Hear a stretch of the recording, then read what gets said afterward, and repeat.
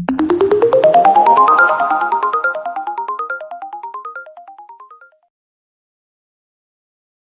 week we're talking about society and different sectors in society in which VR, AR, MR are being used. But of course, it would also be fair to say that present-day societies have to cope with some societal problems. And one of those problems is, very prominently, climate change. So I want to talk a bit about climate change to explain you something about a very important concept in VR, which is embodiment. And we'll get to that soon. So as I said, climate change is a very important and big problem for societies all over the world these days. It's very likely that it will get more and more important and that it will get worse and worse. And one way of coping with climate change, of course, is to try to change people's behavior. So we know science has shown that there are some clear causes of climate change. One is that people are eating too much meat. Another cause is that people are flying too much. So if we can start to change people's behavior such that they don't eat that much meat anymore, such that they don't fly to a different place in the world every now and then, every week, if we can change those behaviors, this might be one partial solution to trying to decrease those changes in climate that we are already experiencing. Well, what research also shows is that people are sometimes willing to change their behavior, but this works best once they have had a personal experience that shows them firsthand the consequences of their behavior. So for instance, if people would experience a flood firsthand and they would experience the consequences of this flood for themselves, and then link this to climate change and link this to their actual own behavior, this might actually work very well. But typically, once this phenomenon, this natural phenomenon like this flood happens, it's already too late, right? Because ideally, you would not want this flood to happen at all, to have people change their behavior already beforehand, before they experience this kind of negative consequence of their behavior, of their collective behavior in this case. Well, in the past, there have been quite some studies, and there are still some studies that looked into how can we now really change people's behavior.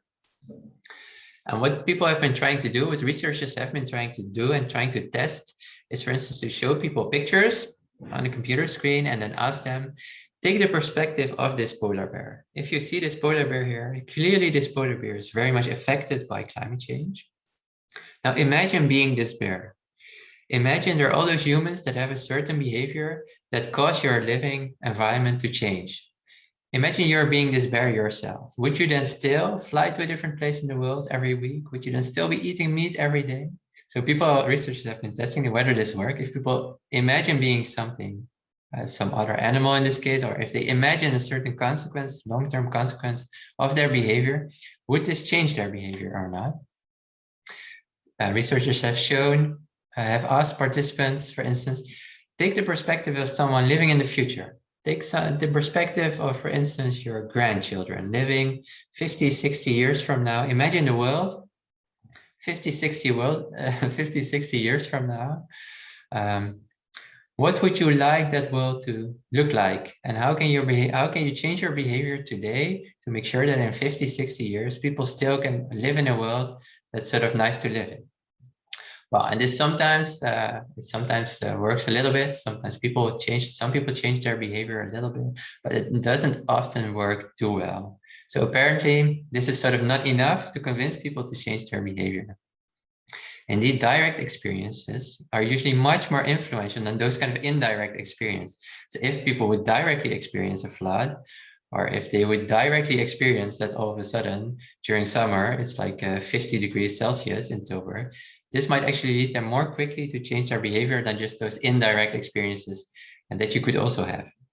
Then the question, of course, is how to make people have those direct experiences.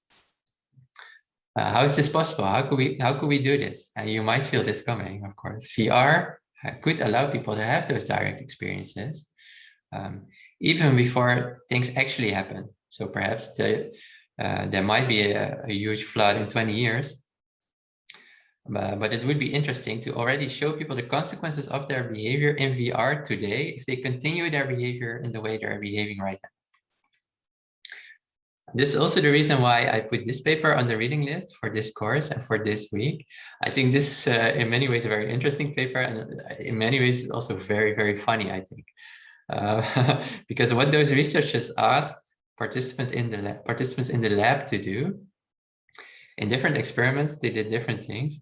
But in the first example that you see here, participants were actually asked, informed to embody a cow in this case. So this is what you see in the top two pictures. On the right, you see the participant. They're wearing those goggles. They're wearing this VR headset.